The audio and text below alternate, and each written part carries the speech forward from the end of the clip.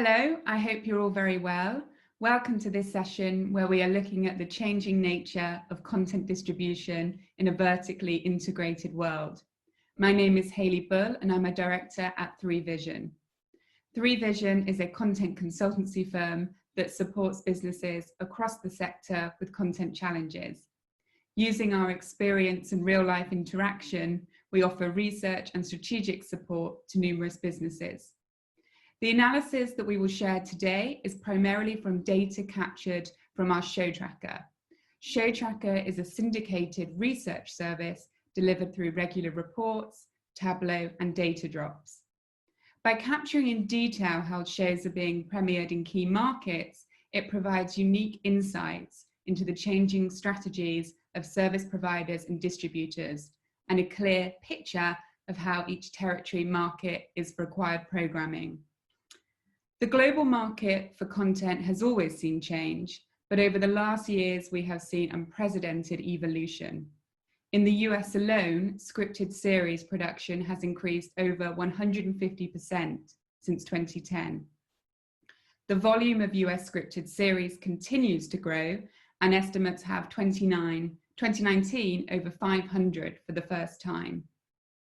There have been many changes to the competitive marketplace. We've seen more local SVOD players buying, and broadcasters have adjacent digital services becoming more important with SVOD and AVOD models. Media consolidation has fueled direct-to-consumer growth, with multiple services launching both globally and locally. Recently, Viacom CBS announced another plus. CBS All Access will be rebranded, and Paramount Plus will launch in international markets next year, starting with Australia, Latin America, and the Nordics. Activity is relentless, but across the globe, individual market conditions impact distribution and activity. The focus of today's overview is the changing dynamics in the distribution market coming from increased direct-to-consumer activity. Looking at how the studio pipelines are changing, you can see that in 2019, there was a significant aggregate increase in sales to owned services from 18 to 30%. On the face of it, this supports the view that D2C services will become the home of studio content and lead to withholding of content from third parties. However, on a studio level, the aggregate numbers oversimplify and disguise what is actually going on. Although when we look studio by studio, it continues to support the narrative that selling to owned services is increasing, you can also start to see that there is variation by studio. Some studios like Sony are not as active with direct-to-consumer, but they're still selling to their traditional pay TV business. From 18 to 19, sales to self have increased across the board, with the absolute values also reflecting the level of D2C activity. Again though, studio to studio does not tell the whole story, as territorial variations are significant. The market by market numbers are driven by the presence and/or the launch of owned services and the key relationships that the studios have with players in those territories. In some cases, there has always been significant D2C business for some time. If you look at Warner Media and their Polish pay TV operation with HBO, that continues to be their main route to market. And also the Fox channels in Italy, they continue to be a key outlet for the Walt Disney Company. In other markets, there have been a key distribution pipeline to third parties, and this remains the best way to monetize their content. And these are typically pay TV operators that have built a key destination for US content, like Sky, Movistar, or Canal. This territory view illustrates clearly the different approaches that come from a pragmatic view on how best to maximize revenues in a market. And a good example of this is taking a closer look at Warner Media. In markets where Warner Media do not have a huge presence as a service provider, they have instead steadily engaged in volume deals with particular partners in key regions. With these deals continuing to be renewed, it seems clear that HBO Max, Warner Media's new direct-to-consumer service, isn't going to launch in several countries in the near future. Warner Media have extended their HBO volume deals with Sky across UK, Germany and Italy, Bell Media in Canada and Foxtel in Australia. And this will include HBO Max originals, some co-produced with Sky. The volume HBO deal in France could also be extended in this way, with perhaps a delayed launch in France too for HBO Max. We are seeing, though, that some HBO Max originals have started to surface on the same services that are already offering Warner Media content, like Love Life, for example, but there are some exceptions. In Australia, HBO Max originals have been exclusively acquired by Stan, the local SVOD service owned by Nine Entertainment. However, Warner's strategy may be in flux. As we've all seen in the press, they are making big management changes with the new CEO, who is ex-Hulu, and Jeffrey Schlesinger, the president of distribution, leaving recently. As shown in this slide, in the US, Sky Vision titles, before being incorporated into the NBC Universal business, were sold to a variety of buyers. And Lionsgate Starz was the only buyer to acquire 2 new season shows in 2018 and 2019, which were Save Me and Long Run. When Peacock launched in the US, we found many of Sky's titles in their launch lineup. And this may be a sign that NBCU will reserve more Sky content for Peacock in the future, changing the variety of buyers that once had Sky content on them, as NBCU continue to engage in vertical integration. Universal's recent deal in Australia also tells us something about their plans for direct-to-consumer in this market, and is another example of studios taking a regional strategy, depending on the best way to monetize a show in a market. Last season, NBC had a diverse set of buyers, with shows going to pay, free, and SVOD. Their new deal with Stan puts all their content directly onto this local SVOD service. Stan is going to become the exclusive home of Australia, the exclusive Australian home to NBCU shows, following announcement of a long-term content partnership. This agreement includes all new productions from Sky Studios, NBC Universal, and content produced directly for Peacock by the Universal Studios Group. Historically in the market, it was Netflix that acquired the most NBC Universal titles in Australia, but their overall acquisition activity has reduced in recent years as the company shifts their focus to its own original productions. With NBC having done this deal in Australia, it seems to imply that they don't have any plans for Peacock in Australia. So to wrap up this short presentation, we are seeing increased selling to self activity by the studios, but there is a clear variation by studio and by market, and distribution to third parties remains where it is considered that it's the best route to monetizing. Time will tell what all this change will mean for the overall market for content distribution. And although at the moment there is a huge amount of excitement about D2C activity, it is very arguable that some of these services will struggle and only a couple will cut through. If this is the case, then we will see a return to content becoming available across different services again. So to help address some of these points, my colleague Toby Russell, the CEO of 3Vision, is now joined by Jens Richter, the CEO of Fremantle International. Perhaps increased vertical integration will open up opportunities for distributors like Fremantle due to the absence of studio content. Thank you, Hayley, for that really insightful presentation. I'm Toby Russell from 3Vision. I'm really pleased to be joined by Jens Richter from Fremantle.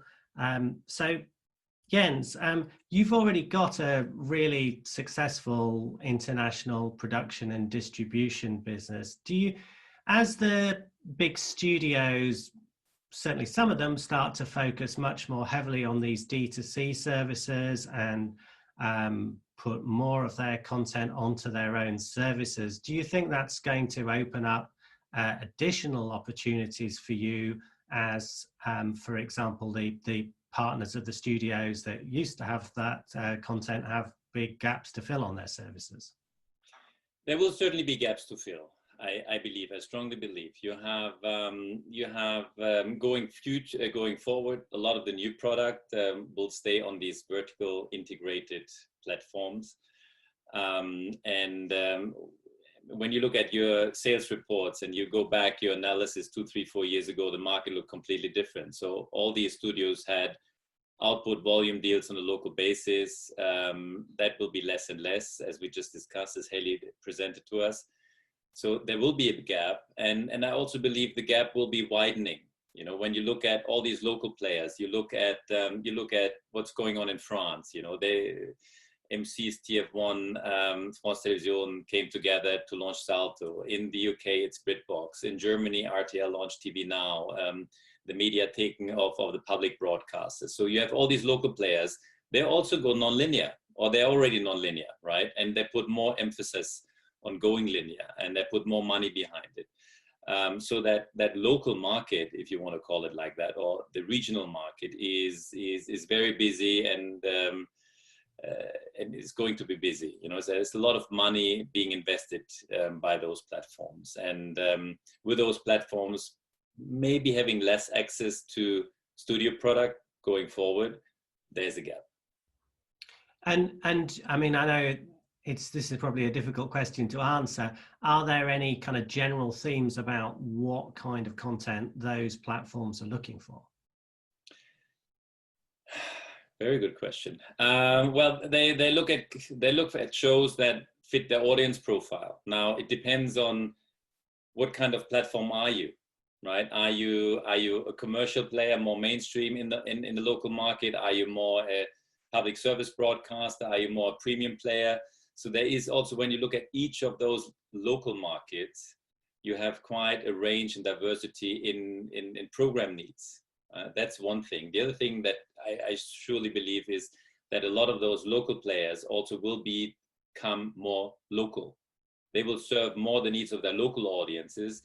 I think that's a normal counter reaction, because you have American product coming in on more and more streaming platforms. So what is the local player doing? The local player has to become more local to play to its own strength, because the local players, you know, they have the news, they have the local culture, they have the links to the local talent, and that's their big strength, and that's where they have the experience, and that's very hard to mimic for somebody coming in from the outside. It will take a while. So when we deal with those local platforms or local players, then we really have to think about what are the shows that could make a difference to them, right? Right. Yeah. Got you. Makes sense. And in terms of the big premium scripted shows, yeah, do you see that there's going to be prospect for the local players to still get access to those, whether it's through straightforward acquisition or co-production, or is it going to be increasingly difficult for them to afford those kind of shows because they'll be going to the bigger streaming players? I think it's going to be a mix. You know, that's a very hard question to answer. I mean, it's like, number one, the straightforward answer, yes, they will have access, right? Because there's plenty of choice out there. And Haley mentioned earlier, you know, the number of drama popping up in America by, 50% over the last few years. Local drama in Europe went up by crazy amounts as well. There's a lot more local drama in production. Now, the question, Toby, is, well, how do you define premium drama? You know, what is premium drama for you? You know, it's like when MIPCOM is doing the investigation in Scandinavia, which is launching now in September, you know, which is based on the submarine murder. MIPCOM is one of the Fremantle producers. You know, that is a show that is based on an actual big crime case that happened 3 years ago in Scandinavia, made global headlines. And for the local Scandinavian market, that's a monster show. It's huge, you know, and we have Tobias Lindholm, and he was involved in with Fincher and Mindhunter for Netflix. So great talent, amazing local story. And this will be produced at a budget level, which is at least twice the average budget level of a Scandinavian drama. So for Scandinavia, it's huge. For Europe, it's very big already. And this show will go everywhere. You know, it's like this show will go on the BBC. This show will go to TV Now. We'll go to a lot of European local platforms. And we're currently discussing the US. So you can produce big premium drama from the perspective of a local European platform.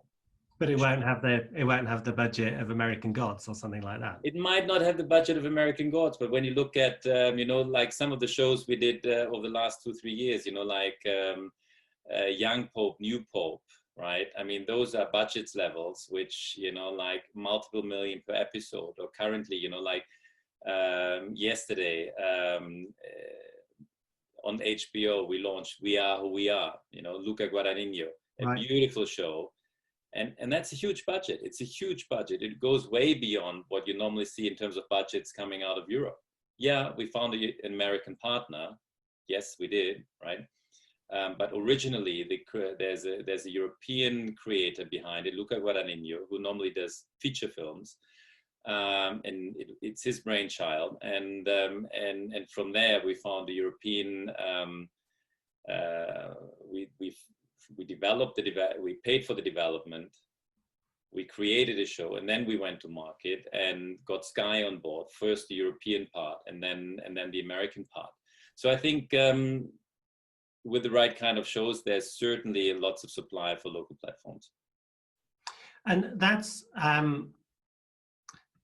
a really interesting, you know, kind of case study, that show, I think, in that you know, your US partners, HBO, from what I understand.